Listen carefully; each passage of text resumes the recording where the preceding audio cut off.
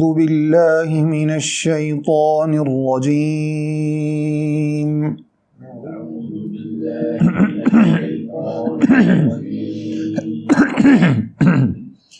بسم الله الرحمن الرحيم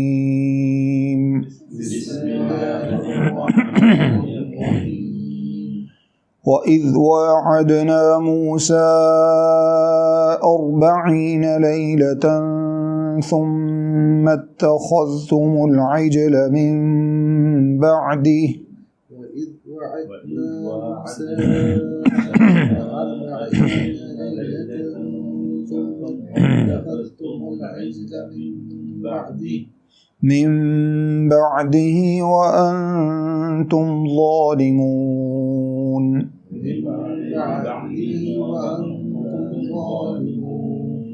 ثم عفونا عنكم من بعد ذلك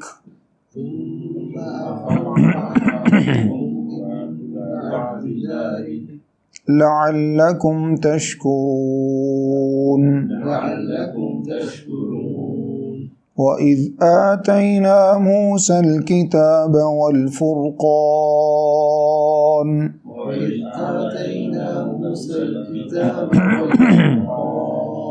لعلكم تهتدون وإذ قال موسى لقومه يا قوم إنكم ظلمتم أنفسكم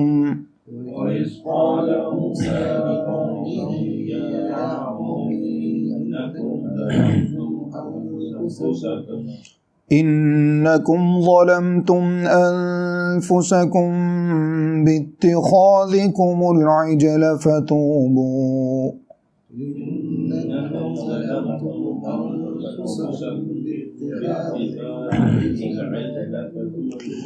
فتوبوا إلى بارئكم فاقتلوا أنفسكم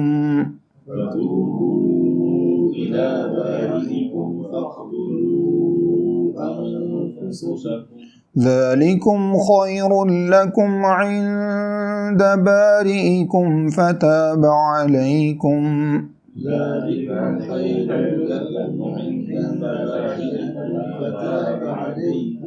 إنه هو التواب الرحيم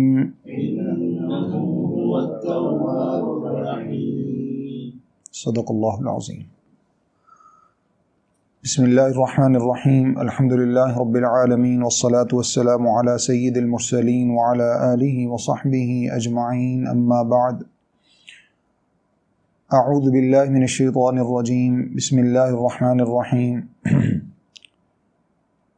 وإذ वाअदना मूसा और जब हमने वादा लिया मूसा अलैहिस्सलातु वस्सलाम से 40 लैलतन 40 रातों का सुम्मा तख़ज़्तुमुल इजल फिर बना लिया तुमने बछड़े को माबूद मिन बादिही इसके बाद व अंतुम ज़ालिमून और तुम अपने ऊपर जुल्म करने वाले थे सुम्मा अफ़ौना अन्कुम मिन बादि ज़ालिका फिर हमने तुमसे दरगुज़र किया मिन बादि ज़ालिका इस वाक़या के हो जाने के बाद लअल्लकुम तशकुरून ताकि तुम शुक्र करने वाले बन जाओ। इससे पहले हम बनी इसराइल से मुताल्लिक़ मुख्तलिफ़ चीज़ें पढ़ चुके हैं जिसमें ख़ास तौर पर अल्लाह रब्बुल इज़्ज़त ने बनी इसराइल को कुछ इनामात का तज़किरा फ़रमाया जो तुम्हारे ऊपर हमने इनामात किए। उन्हीं इनामात में से अल्लाह रब्बुल इज़्ज़त ने एक इनाम ये ज़िक्र फ़रमाया कि जब बनी इसराइल को अल्लाह रब्बुल इज़्ज़त ने फ़िरऔन और उसकी कौम के जुल्मों से निजात दिलाई। ये भी बहीर कुल्ज़म यानी रेड सी का वाक़या है। जब अल्लाह रब्बुल इज़्ज़त ने बनी इसराइल को निजात दिलाई, ये एक बहुत बड़ा उनकी ज़िंदगी के अंदर एक वाक़या था जिसमें अल्लाह रब्बुल इज़्ज़त ने फ़िरऔन और उसके लोगों को गर्क किया और बनी इसराइल को निजात दिलाई। جب اللہ نے نجات دلائی تو اس میں خاص طور پر جو معجزہ اللہ کی طرف سے رونما ہوا وہ ایک تاریخی حیثیت رکھتا ہے، اور بنی اسرائیل کی خاص طور پر اگر ہسٹری کو دیکھا جائے تو اس کے اندر اس کی بہت بڑی اہمیت اور امپورٹنس ہے اس واقعہ کی جب اللہ رب العزت نے دریا کو 2 حصوں میں تقسیم کر دیا۔ اس کے باوجود جب ان لوگوں کو اللہ رب العزت نے نجات دلائی اور انہوں نے وہ ریڈ سی کو کراس کیا، وہاں جا کے خاص طور پر یہ میدان تی سے پہلے کا واقعہ سمجھ لیجئے، یا میدان تی بھی وہیں پر ہے، وہاں پر اللہ رب العزت نے موسیٰ علیہ السلام کو 40 راتوں کے لیے اپنے پاس طلب فرمایا، تورات عطا فرمانے کے لیے، جس کا معنی یہ ہے کہ بنی اسرائیل کو اللہ نے جب فرعونیوں سے نجات دلائی اس سے پہلے موسیٰ علیہ السلام کو تورات عطا نہیں فرمائی گئی تھی۔ تورات موسیٰ علیہ السلام کو بنی اسرائیل کی نجات کے بعد ملی ہے۔ اب اللہ رب العزت نے موسیٰ علیہ السلام کو کوہ طور پر طلب فرمایا 40 راتوں کے لیے، جس کا اللہ نے یہاں پر تذکرہ فرمایا ہے، وَإِذْ وَاعَدْنَا مُوسَىٰ 40 لَيْلَةً، اور جب ہم نے موسیٰ علیہ السلام سے وعدہ لیا 40 راتوں کا، یعنی 40 راتوں کے لیے ان کو اپنے پاس بلا لیا۔ اب اس کے بعد کیا ہوا؟ ثُمَّ اتَّخَذْتُمُ الْعِجْلَ مِن بَعْدِهِ وَأَنْتُمْ ظَالِمُونَ، تم نے موسیٰ علیہ السلام کی عدم موجودگی میں بچھڑے کو معبود بنا لیا، اس کو پوجنا شروع کر دیا، اور تم اپنے اوپر بہت ظلم کرنے والے تھے۔ جب موسیٰ علیہ السلام وہاں سے تشریف لے گئے اللہ رب العزت کے حکم پر کوہ طور پہ، پیچھے سامری جادوگر، جس کی تفصیلات جو ہے وہ اس کا نام بھی سورہ طٰہٰ کے اندر موجود ہے، سامری جادوگر نے بنی اسرائیل کے لوگوں سے کہا کہ موسیٰ علیہ السلام کو تو صحیح معلوم نہیں ہے، جس کی وجہ سے وہ کوہ طور پر اللہ کو تلاش کرتے پھرتے ہیں، میں تمہیں بتاتا ہوں تمہارا صحیح معبود کون ہے۔ یہ ساری ڈیٹیلز سورہ طٰہٰ کے اندر موجود ہیں کہ کس طرح سے اس نے ان لوگوں کے زیورات منگوائے، ان کو ایک بھٹی میں ڈالا، ان کو تپایا، وہاں پر جو ہے وہ ایک گولڈ کا ایک بچھڑا تیار کیا، اور اس میں جو ہے نا وہ جبریل امین علیہ السلام کے مطلب ان کے پاؤں کی مٹی جو تھی اس کو اس نے ایک مٹھی ایک مرتبہ اس نے لے لی تھی، اس کو اس نے اس کے اندر شامل کیا، جس کی وجہ سے اس بچھڑے کے اندر سے کچھ آواز پیدا ہوتی تھی۔ ویسے بھی جو چیز اندر سے خالی ہوتی ہے اس کے اندر آواز پیدا ہو جانا ایک قدرتی سا عمل ہے، اس کے اندر جب آواز پیدا ہوتی تو اس نے قوم کو گمراہ کیا اس بات کے اوپر کہ اصل تمہارا معبود یہ ہے، دیکھو اس کے اندر سے تمہیں آواز آتی ہے۔ اب یہاں سے جو بات سمجھنے کی ہے وہ یہ کہ انسان کتنا ظاہر پرست ہے، ایک طرف کتنے بڑے مظالم تھے جو ان لوگوں کے اوپر ڈھائے جاتے تھے، اور اللہ رب العزت نے اپنی اتنی بڑی نشانی دکھا کر، جو انسان کی عقل میں نہیں آ سکتی، وہ نشانی دکھا کر اللہ رب العزت نے دریا کو 2 حصوں میں تقسیم کیا، اور اللہ رب العزت نے ان کو بنی اسرائیل کو فرعون اور اس کی قوم سے ان کے مظالم سے نجات دلائی۔ اب ایسے میں اتنی بڑی نشانیاں دیکھنے کے بعد تو انسان کو اللہ کی طرف جھک جانا چاہیے، مگر انہوں نے کیا کیا؟ جیسے ہی دیکھا موسیٰ علیہ السلام کوہ طور پر تشریف لے گئے ہیں تو فوراً یہ شرک کی طرف اور جو ہے وہ گو پرستی کی طرف، یعنی گائے کی جو ہے وہ پوجا کی طرف یہ لوگ مائل ہو گئے، اور انہوں نے اللہ رب العزت کو چھوڑ کر یہ ظلم شروع کر دیا۔ تو سامری جادوگر جو تھا اس نے ان لوگوں کو شرک کے اوپر لگا دیا، اور یہ ساری کی ساری قوم شرک میں مبتلا ہو گئی۔ اب اتفاق سے اسی طرح کے معاملات جو ہے نا وہ ہماری قوم کے اندر بھی موجود ہیں۔ ہماری قوم کے لوگ بھی یعنی وہ امیدیں جو اللہ رب العزت سے رکھی جانی چاہیے وہ امیدیں دوسری جگہوں سے رکھتے ہیں، اور مشرک صرف ان لوگوں کو سمجھا جاتا ہے جو یا تو بت سامنے رکھ کر پوجتے ہیں یا گائے کو پوجتے ہیں، ان کو مشرک سمجھا جاتا ہے، اور جو لوگ قبروں کو پوجتے ہیں ان کو مشرک ہی نہیں سمجھا جاتا، جبکہ فرق کوئی نہیں ہے، عقیدہ وہاں پر بھی وہی کار فرما ہے، یہاں پر بھی وہی کار فرما ہے۔ تو اس وجہ سے اصل جو چیز ہے وہ یہ کہ اللہ رب العزت کو چھوڑ کر جب اللہ کے حقوق کسی دوسری چیز کو دیے جاتے ہیں، کسی دوسرے انسان کو دیے جاتے ہیں، وہ کوئی حیوان ہو، وہ کوئی جاندار ہو، وہ کوئی غیر جاندار ہو، وہ کوئی پتھر ہو، وہ کوئی مورتی ہو، وہ کوئی گائے ہو، کوئی بچڑا ہو، کسی کو بھی جب اللہ رب العزت کے حقوق دیے جاتے ہیں تو یہ سب سے بڑا ظلم ہے، جس کے بارے میں اللہ رب العزت نے فرمایا ان الشرک لظلم عظیم، شرک سب سے بڑا ظلم ہے۔ کیونکہ اللہ کا جو حق ہے وہ مخلوقات میں سے لوگوں کو دیا جاتا ہے. تو یہی چیز جو ہے وہ ہماری قوم کے اندر بھی اسی طرح سے موجود ہے جس سے ہم سب کو بچنے کی ضرورت ہے. تو اللہ رب العزت نے فرمایا کہ تم نے اس صورت میں اپنے اوپر بہت بڑا ظلم کیا جب تم نے اللہ کو چھوڑ کر بچڑے کو معبود بنا لیا اور اس کی تم نے پرستش شروع کر دی. پھر اللہ نے فرمایا پھر ہم نے تمہیں معاف کر دیا. یہ اللہ تعالیٰ کا وہ انعام ہے جن انعامات کا اللہ رب العزت نے تذکرہ فرمایا. یعنی تمہارے شرک کرنے کے باوجود ہم نے تمہیں اس واقعہ کے بعد پھر تمہیں معاف کر دیا. لعلکم تشکرون، شاید کہ تم اب ہی شکر گزار بن جاؤ، شاید اب ہی تمہارے دل کے اندر، تمہارے دلوں میں یہ بات پیدا ہو جائے، تمہیں احساس پیدا ہو جائے کہ اس اللہ رب العزت نے ہمیں پہلے فرعونیوں کے مظالم سے نجات دلائی، پھر جو ہے نا وہ دریا میں غرق ہونے سے بچایا، اور اس کے بعد اللہ رب العزت نے اب جو ہے نا وہ ہمیں شرک اگر ہم نے شروع کیا اللہ تعالیٰ کے ساتھ پھر بھی ہم نے وفا نہیں کی تو اللہ نے پھر بھی ہمیں معاف کر دیا. اللہ فرماتے ہیں اس لیے ہم نے معاف کیا تاکہ تمہارے اندر شکر گزاری پیدا ہو جائے، تم اب اللہ رب العزت کی طرف پھر سے جھک جاؤ. اس کے بعد اللہ نے فرمایا وَإِذْ آتَيْنَا مُوسَى الْكِتَابَ وَالْفُرْقَانَ، اور اس وقت کو یاد کرو، یعنی یہ ان انعامات میں سے اسی کا تسلسل ہے، اس اللہ کے انعام کو یاد کرو جب ہم نے موسیٰ علیہ السلام کو کتاب عطا فرمائی، والفرقان، اور اسی طرح سے ان کو صحیفے عطا فرمائے. فرقان کا لفظی معنی حق و باطل میں فرق کرنے والی. لعلکم تہتدون، شاید کہ تم ہدایت پا جاؤ. یعنی یہ کتاب تمہیں اس لیے عطا فرمائی تاکہ تم اس کے ذریعے ہدایت پا جاؤ. میں نے جیسے پہلے آپ کو بتایا کہ اللہ رب العزت نے موسیٰ علیہ السلام اور بنی اسرائیل کو جب فرعونیوں کے مظالم سے نجات دلائی تو اس کے بعد اللہ رب العزت نے کتاب عطا فرمائی. اسی کتاب کا تذکرہ ہے. کتاب سے مراد یہاں پر تورات ہے جو اللہ رب العزت نے موسیٰ علیہ السلام کو بطور شریعت اور بطور دین کے عطا فرمائی.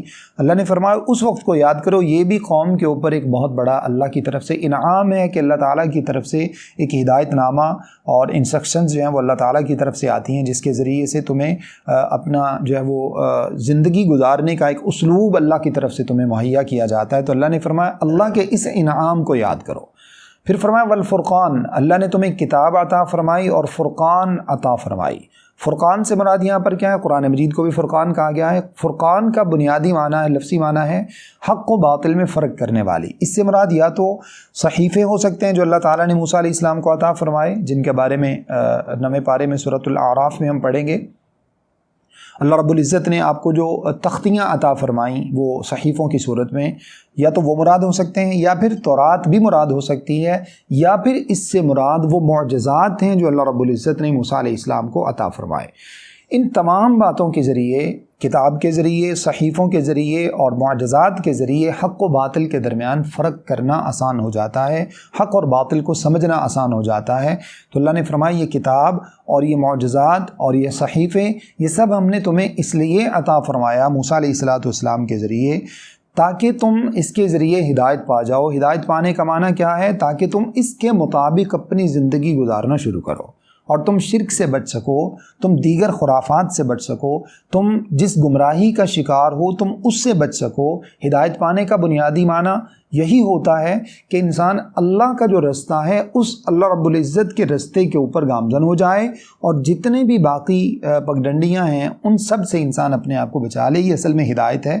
جیسے اللہ نے فرمایا وَأَنَّ هَذَا صِرَاطِي مُسْتَقِيمًا فَاتَّبِعُوهُ، اور بے شک یہ میرا رستہ سیدھا رستہ ہے. فَاتَّبِعُوهُ، اسی رستے کی تم پیروی کرو، یہی صراط مستقیم ہے. صراط مستقیم کس کو کہا گیا ہے؟ شریعت کو. یعنی اب جو ہے وہ شریعت کون سی ہے؟ قرآن و حدیث، رسول اللہ صلی اللہ علیہ وسلم کو جو اللہ رب العزت نے دین عطا فرمایا، اب وہ صراط مستقیم ہے. اور یہ آیت جو میں نے بھی آپ کے سامنے تلاوت کی ہے سورۃ انعام کی، یہ بھی اسی شریعت سے متعلق ہے. اور اس کے بعد اللہ نے فرمایا فَاتَّبِعُوهُ، اس رستے کی تم پیروی کرو. وَلَا تَتَّبِعُوا السُّبُلَ، اور مختلف رستوں کی پیروی مت کرو. فَتَفَرَّقَ بِكُمْ عَنْ سَبِيلِهِ، ورنہ تم سے جو صراط مستقیم ہے وہ کھو جائے گا، اس سے تم ہٹ جاؤ گے. اگر صراط مستقیم پر چلنا چاہتے ہو تو یاد رکھ لو صراط مستقیم ایک ہوتا ہے. یہاں پر قرآن پاک کے ان الفاظ کو سمجھیے. وَأَنَّ هَذَا صِرَاطِي مُسْتَقِيمًا، صراط ایک رستے کو کہا جاتا ہے، مستقیماً سیدھا رستہ. فَاتَّبِعُوهُ، اس رستے کی پیروی کرو. یہاں پر جو پروناؤن استعمال کیا اللہ نے وہ بھی سنگولر ہے. ایک رستے کی پیروی کرو. ولا تتبعوا السبل، سبل سبیل کی جمع ہوتی ہے. زیادہ رستوں کی پیروی مت کرو، جس کا معنی یہ ہے کہ جو ہم نے ایک لاجک اپنے پاس سے کچھ بنا رکھی ہے، یہ بھی ٹھیک ہے، یہ بھی ٹھیک ہے، وہ بھی ٹھیک ہے، سب ٹھیک ہے، سب ٹھیک نہیں ہو سکتا. جب اللہ نے کہا کہ ایک رستہ ٹھیک ہے تو پھر سب ٹھیک نہیں ہو سکتا. اللہ نے فرمایا وَلَا تَتَّبِعُوا السُّبُلَ، سب کی پیروی مت کرو، فَتَفَرَّقَ بِكُمْ عَنْ سَبِيلِهِ، ورنہ گمراہ ہو جاؤ گے، ورنہ اصل راہ سے ہٹ جاؤ گے. تو اب میرا آپ کا مختلف لوگوں کو جو یہ موقف ہے کہ کسی ایک فقہ پر تو کسی کو لازمی ہونا چاہیے، کسی ایک اسکول آف تھاٹ پر کسی کو لازمی ہونا چاہیے، اور سارے کے سارے اسکول آف تھاٹ ٹھیک ہے، سارے کی ساری فقہیں ٹھیک ہیں، سارے کے سارے معاملات ٹھیک ہیں. سب کچھ ٹھیک نہیں ہو سکتا. یہ اللہ کا فرمان ہے، یہ میں نے اپنے پاس سے کوئی بات نہیں کہی. اللہ نے فرمایا کہ ایک رستہ سیدھا ہے، سارے رستے سیدھے نہیں ہیں. اسی کی وضاحت صحیح حدیث میں بھی موجود ہے، جس میں رسول اللہ صلی اللہ علیہ وسلم نے صحابہ کرام کی موجودگی میں ایک سیدھا خط کھینچا، پھر اس کے ساتھ اس سے ملتے جلتے، اسی سے ملے ہوئے، یعنی اسی خط میں سے نکلتے ہوئے 2 خط اس طرف کھینچے اور 2 اس طرف خط کھینچے جو کہ ٹیڑھے تھے. پھر رسول اللہ صلی اللہ علیہ وسلم نے ارشاد فرمایا کہ یہ رستہ صراط مستقیم ہے، اور یہ جو اس سے ملی ہوئی پگڈنڈیاں جو اسی میں سے نکل رہی ہیں، فرمایا کہ یہ سب کے سب رستے غلط ہیں، یہ گمراہی ہے. او کما قال علیہ الصلوۃ والسلام. تو یہاں سے ہمیں جس بات کا درس ملتا ہے وہ کیا؟ جن رستوں کو لوگ سیدھا رستہ کہہ کر باور کروانے کی کوشش کرتے ہیں، وہ رستے بھی بنیادی طور پر اسی رستے سے جڑے ہوئے ہیں. وہ رستے بھی بنیادی طور پر اسی رستے سے جڑے ہوئے ہیں. اب ہمیں عام طور پر ایک تصور تھوڑا سا پریشان کرتا ہے اپنے عام لائف کے اندر، خاص طور پر جب دینی اعتبار سے ہم مسائل میں رہنمائی چاہتے ہیں، تو ہمیں ایک تصور یہ پریشان کرتا ہے کہ ہر شخص نام تو دین کا ہی لیتا ہے، نام تو قرآن و حدیث کا لیتا ہے. یہاں رسول اللہ صلی اللہ علیہ وسلم کی اس حدیث سے ہمیں یہ بات سمجھنے میں بہت آسانی ہو جائے گی، جس میں آپ نے فرمایا، آپ صلی اللہ علیہ وسلم نے جو 4 رستے اور بنائے، اور اتفاق کی بات ہے 4 ہی بنائے. یہ بھی اتفاق کی بات ہے کہ رسول اللہ صلی اللہ علیہ وسلم نے رستے بھی 4 ہی بنائے. صحیح حدیث کے اندر یہ الفاظ موجود ہیں، آپ نے 4 ملتے جلتے خط کھینچے. آپ صلی اللہ علیہ وسلم نے جو خط کھینچے وہ اسی رستے سے ہی نکل رہے تھے، صراط مستقیم سے ہی جڑے ہوئے تھے. جس کا معنی کیا ہے کہ صراط مستقیم کی چھتری تو ان کو پہنائی گئی تھی، لیکن وہ صراط مستقیم نہیں تھا. صراط مستقیم نہیں تھا. صراط مستقیم کیا ہے؟ خالص شریعت، خالص قرآن و حدیث صراط مستقیم ہے. اور اس سے ملے جلے، اس سے ملتے ہوئے، اسی میں سے نکلتے ہوئے کئی رستے موجود ہیں جو کہ صراط مستقیم نہیں ہیں، لیکن لوگ ان کو صراط مستقیم باور کروانے کی کوشش کرتے ہیں. تو اللہ کے رسول صلی اللہ علیہ وسلم نے بے شمار احادیث کے اندر اس بات کی کلیئر الفاظ میں وضاحت بیان فرمائی ہے کہ میں تمہارے پاس جو اصل رستہ چھوڑ کے جا رہا ہوں وہ صرف 2 چیزوں کا نام ہے. ترکت فیکم امرین، 2 باتیں چھوڑ کے جا رہا ہوں. لن تضلوا ما تمسکتم بہما، کتاب اللہ و سنت رسولی. جب تک ان دونوں کے اوپر رہو گے کبھی گمراہ نہیں ہو سکتے، اور وہی دونوں سیدھا رستہ ہیں. وہ کیا ہے؟ کتاب اللہ و سنت رسولی. کسی فقہ کا رسول اللہ صلی اللہ علیہ وسلم نے نام نہیں لیا، کسی امام کا رسول اللہ صلی اللہ علیہ وسلم نے نام نہیں لیا، ایون کہ کسی صحابی کا نام نہیں لیا. جو رسول اللہ صلی اللہ علیہ وسلم کے بعد ہمارے لیے حجت کی حیثیت ہو سکتے تھے، ان میں سے کسی کا نام نہیں لیا، بلکہ فرمایا کہ صرف 2 چیزیں. اسی طرح سے آپ صلی اللہ علیہ وسلم نے دوسری حدیث میں بھی یہی باتیں ارشاد فرمائی ہیں، جس سے ہمیں جو نتیجہ نکلتا ہے، سمجھ میں آتا ہے، وہ کیا ہے کہ صراط مستقیم صرف ایک ہی ہے. صراط مستقیم مختلف اور بہت زیادہ نہیں ہو سکتے. صراط مستقیم صرف ایک ہی ہو سکتا ہے. اللہ نے بھی اہدنا الصراط المستقیم فرمایا ہے کہ اے اللہ، لوگوں کو فرمایا کہ تم مجھ سے یہ دعا مانگو، اے اللہ ہمیں سیدھے رستے کی طرف ہدایت دے جو کہ ایک رستہ ہے، صراط المستقیم. صراط مستقیم ایک رستہ ہوتا ہے، زیادہ رستے نہیں ہوتے. تو زیادہ رستے ٹھیک نہیں ہو سکتے. اگر کوئی شخص ہمارے سامنے یہ لاجک پیش کرتا ہے کہ یہ بھی ٹھیک ہے، تو اس کا معنی یہ ہے کہ وہ اپنے تصور کو جو ہے وہ پروٹیکشن دینا چاہتا ہے، جس کی وجہ سے وہ اپنے کو بھی ٹھیک کہہ دیتا ہے، دوسرے کو بھی ٹھیک کہہ دیتا ہے. ورنہ ایک ہی ٹھیک ہوتا ہے، سارے ٹھیک نہیں ہوتے. تو اللہ نے فرمایا لعلکم تہتدون. فرقان کتاب بنی اسرائیل کو جو اللہ نے عطا فرمائی، تو اس کا مقصد کیا تھا؟ تاکہ وہ ہدایت پا جائیں. ہدایت پانے کا معنی کیا؟ کہ وہ گمراہی سے بچ سکے. گمراہی سے بچنا ہی اصل ہدایت ہے. تو اصل جو ہدایت ہے وہ کہاں سے ملتی ہے؟ صراط مستقیم سے. اس کے بعد اگلی آیت دیکھیے، وَإِذْ قَالَ مُوسَىٰ لِقَوْمِهِ يَا قَوْمِ.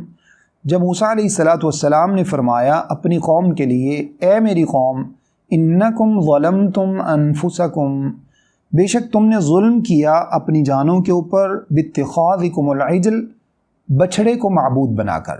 اتخاذ اصل میں اتخاذہ کا معنی ہوتا ہے کسی چیز کو پکڑ لینا، یعنی تم نے اس کو پکڑا معبود کے طور پر، عجل بچھڑے کو۔ فتوبوا الی باریکم، تو اب تمہیں کیا کرنا ہے، اب تم اپنے رب کے سامنے توبہ کرو۔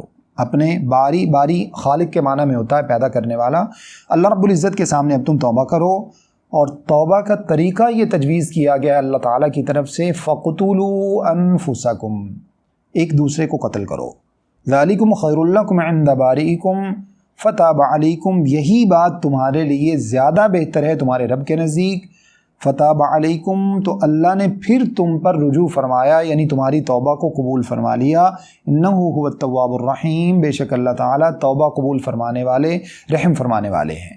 یہ واقعہ بھی اسی وقت کا ہے جب ان لوگوں نے شرک کے اندر یہ مبتلا ہو گئے، اور موسیٰ علیہ السلام جب کوہ طور سے واپس آئے تو سورۃ الاعراف کے اندر موجود ہے فَأَخَذَ الْأَلْوَاحَ، موسیٰ علیہ السلام نے وہ تختیاں جو تھیں جو اللہ تعالیٰ کی طرف سے ملی تھیں ان کو ایک طرف ڈال دیا۔ وَأَلْقَى الْأَلْوَاحَ، ان کو ایک طرف ڈال دیا۔ ایک طرف ڈالنے کا معنی یہ کہ جب دیکھا قوم تو شرک کے اندر مبتلا ہو گئی ہے، تو آپ علیہ السلام پریشانی کے عالم میں آپ نے ان کو تختیوں کو ایک طرف رکھا اور فوراً قوم کی طرف متوجہ ہوئے کہ یہ تم لوگوں نے کیا کیا۔ سورۃ طٰہٰ کے اندر موجود ہے، آپ علیہ السلام نے اپنے بھائی ہارون علیہ السلام جن کو اپنا نمائندہ کے طور پر ان کے قوم کے پاس چھوڑ کر گئے تھے، ان کی داڑھی مبارک کو پکڑ لیا اور فرمایا کہ تم نے یہ کیا کیا؟ تو ہارون علیہ السلام کہنے لگے یا ابن ام لا تأخذ بلحیتی ولا برأسی، اے میرے ماں جائے بھائی، آپ میرے اوپر زیادہ نالاں اور پریشان نہ ہوں، میں نے اپنی طرف سے قوم کو بہت سمجھانے کی کوشش کی لیکن ان لوگوں نے میری کوئی بات نہیں مانی اور یہ سامری کے پیچھے لگ گئے، جادوگر کے پیچھے لگ گئے۔ تو خیر اس کی تفصیلات جیسے جیسے آئیں گے انشاءاللہ ہم پڑھیں گے۔ یہاں پر جو اللہ رب العزت نے بات ارشاد فرمائی ہے وہ یہ کہ جب ان لوگوں نے شرک کیا تو اس شرک کے بعد موسیٰ علیہ السلام نے ان کو احساس دلایا، ان کو باور کروایا کہ تم لوگوں نے غلط کیا ہے اور اللہ رب العزت کے حقوق کے اوپر تم لوگوں نے جو ہے وہ ظلم کیا، اللہ کے حقوق تم نے بچھڑے کو دے دیے ہیں، اب تم توبہ کرو۔ جب توبہ کرنے کا معاملہ آیا تو اللہ تعالیٰ کی طرف سے ان کے لیے یہ توبہ تجویز کی گئی کہ تم ایک دوسرے کو قتل کرو۔ اور اس قتل کی کیفیت کیا تھی، ابن کثیر وغیرہ جو ہے وہ اس کے اندر یہ باتیں موجود ہیں کہ ایک دوسرے کو قتل کرنے کی کیفیت یہ تھی، یا تو جن لوگوں نے شرک کیا تھا، جو شرک میں مبتلا ہوئے تھے، ان سب کو ایک دوسرے کے آمنے سامنے کھڑا کر دیا گیا، وہ تمہیں مارے تم ان کو مارو، انہوں نے ان کو قتل کیا انہوں نے ان کو قتل کیا۔ اور قتل ہونے والوں کی تعداد تفاسیر کے اندر 70,000 جو ہے وہ لکھی ہوئی ہے، 70,000 لوگ تھے جن کو شرک کی وجہ سے قتل کر دیا گیا۔ یا پھر اس کا طریقہ یہ ہوا کہ جنہوں نے شرک نہیں کیا تھا ان کو کہا گیا کہ تم مشرکین کو قتل کرو، تو انہوں نے مشرکین کو قتل کیا۔ یہاں پر سب سے پہلی جو بات ہمیں سمجھ میں آتی ہے وہ یہ، ایک تو اللہ تعالیٰ کی طرف سے ہمارے اوپر کتنا بڑا احسان ہے کہ اللہ نے بنی اسرائیل کے اندر توبہ کا جو طریقہ رکھا تھا وہ ایک دوسرے کو قتل کرنا، بھلے کسی ایک موقع پر ہی صحیح۔ اللہ نے ہم میں سے کسی سے یہ مطالبہ نہیں کیا ورنہ بڑا مشکل ہو جاتا، ہم میں سے کوئی بھی یقینی طور پر ایسا معاملہ نہ کر سکتا، اور اتنی مشکل توبہ ہم میں سے کوئی بھی متحمل نہیں تھا اتنی مشکل توبہ کرنے کا۔ ایک بات تو ہمیں یہ سمجھ میں آتی ہے کہ اللہ نے ہمارے اوپر امت محمد صلی اللہ علیہ وسلم پر اللہ نے کتنا بڑا احسان فرمایا ہے، بنی اسرائیل سے بھی زیادہ، ان سے بھی زیادہ، کہ اللہ نے آج تک ہم میں سے کسی کو قتل کرنے کا حکم نہیں ارشاد فرمایا کہ توبہ کے طور پر کوئی ایک دوسرے کو قتل کرے۔ اسی طرح سے ایک اور جو آدم علیہ السلام کی اولاد کے اندر جو چیز موجود تھی، حابیل اور قابیل کے واقعہ میں بھی جو ہم جا کر پڑھیں گے کہ ان کی قربانیوں کے لیے معاملہ یہ تھا کہ اوپر سے آگ آتی جس کو کھا جاتی وہ قبول ہو جاتی، اور اگر ہمارے جیسے اعمال ہوتے تو یقین مانیے سب کے سب پڑے ہی رہ جاتے ہیں، کبھی کوئی آگ آ کے نہ کھاتی جس طرح سے ہم اعمال کرتے ہیں۔ تو یہ بھی اللہ کا احسان ہے کہ اللہ نے ہمارے اعمال کی قبولیت کے معاملے کو چھپا دیا ہے، وہ اللہ کے ہاں قبول ہے یا نہیں قبول وہ اللہ جانتے ہیں، قیامت والے دن انسان کو اس بات کا اندازہ ہوگا۔ یہ اللہ تعالیٰ کی طرف سے ہمارے اوپر بہت بڑے احسانات ہیں۔ اس کے بعد جو دوسری بات ہمیں سمجھ میں آتی ہے یہاں سے وہ یہ کہ شرک کی کتنی بڑی برائی ہے، شرک کتنا قبیح فعل ہے، کتنا بڑا جرم ہے کہ اللہ رب العزت نے بنی اسرائیل کو فرمایا کہ تمہاری سزا یہ ہے شرک کرنے کی وجہ سے کہ تم ایک دوسرے کو قتل کرو۔ اتنی بڑی سزا اللہ رب العزت نے کس بات پر دی ہے؟ شرک کرنے پر۔ تو آج اگر ہم میں سے کوئی شخص شرک کرنے کی طرف جاتا ہے، اللہ رب العزت ہم سب کو اس سے محفوظ فرمائے، تو اس کو بہت زیادہ اس معاملے کو حساس لینا چاہیے، بہت زیادہ اس معاملے کو جو ہے وہ قبیح کے طور پر اور برا اس معاملے کو سمجھنا چاہیے، اور کبھی بھی اپنے آپ کو شرک میں مبتلا نہیں کرنا چاہیے، کیونکہ اللہ کے ہاں یہ بہت بڑا جرم ہے۔ اور قرآن مجید میں سورہ نساء میں ہم جا کر یہ بات پڑھیں گے، اللہ نے 2 مرتبہ یہ بات ارشاد فرمائی ہے کہ اللہ رب العزت شرک کو کسی صورت میں معاف نہیں فرمائیں گے۔ ان اللہ لا یغفر ان یشرک بہ ویغفر ما دون ذلک لمن یشاء، اللہ شرک کو کسی صورت میں معاف نہیں فرمائیں گے، اس کے علاوہ جتنے بھی گناہ ہیں اگر چاہیں گے تو اللہ رب العزت ان کو معاف فرما دیں گے۔ لیکن اگر چاہیں گے سے یہ ان الفاظ سے ہمیں یہ بات سمجھ آتی ہے کہ شرک کو اللہ معاف کرنا ہی نہیں چاہیں گے۔ باقی معاملات کو تو اگر اللہ باقی گناہوں کو معاف کرنا چاہیں گے تو کر دیں گے اللہ کے پاس، یعنی اللہ رب العزت جو ہے وہ اپنے اختیاری معاملے کو یہاں پر ارشاد فرمائیں گے، جبکہ شرک کا جو معاملہ ہے وہاں پر اللہ رب العزت نے اپنے اختیار کی بھی وضاحت فرما دی ہے کہ یہاں پر میں نے معاف فرمانا ہی نہیں، وہ دوسرا والا معافی کا جو پہلو، اس پہلو کو ہی میں نے ختم کر دیا ہے، وہاں پر معافی کا کوئی سوال ہی اور امید ہی پیدا نہیں ہوتی۔ تو اس وجہ سے انسان کو اپنے آپ کو شرک سے ہر صورت بچانا چاہیے، ورنہ ایمان لانے کے بعد بھی یہ شرک انسان کو مستقل جہنمی بنا سکتا ہے، اللہ رب العزت محفوظ فرمائے۔ اس کے بعد ارشاد فرمایا یہی بات تمہارے لیے زیادہ بہتر ہے، تمہارے معاملات کے لیے زیادہ بہتر ہے، اور فرمایا کہ فتاب علیکم، یعنی یہ تمہارا آپس میں ایک دوسرے کو قتل کرنا، یہی جو توبہ کا طریقہ تجویز کیا گیا ہے یہی تمہارے لیے زیادہ بہتر ہے اللہ رب العزت کے نزدیک۔ جب تم نے یہ کیا تو اللہ نے پھر تمہارے اوپر یہ انعام فرمایا کہ اللہ نے پھر تمہاری توبہ قبول فرما لی، انہی انعامات کا تسلسل ہے، فرمایا پھر تمہاری توبہ قبول فرما لی، اور اللہ رب العزت تو توبہ قبول فرمانے والے اور رحم فرمانے والے ہیں۔ اللہ سے دعا ہے کہ جو کچھ میں نے آپ کے سامنے بیان کیا مجھے اور آپ سب کو سمجھنے، عمل کرنے اور آگے پہنچانے کی توفیق عطا فرمائیں۔ استغفر اللہ لی ولکم ولسائر المسلمین۔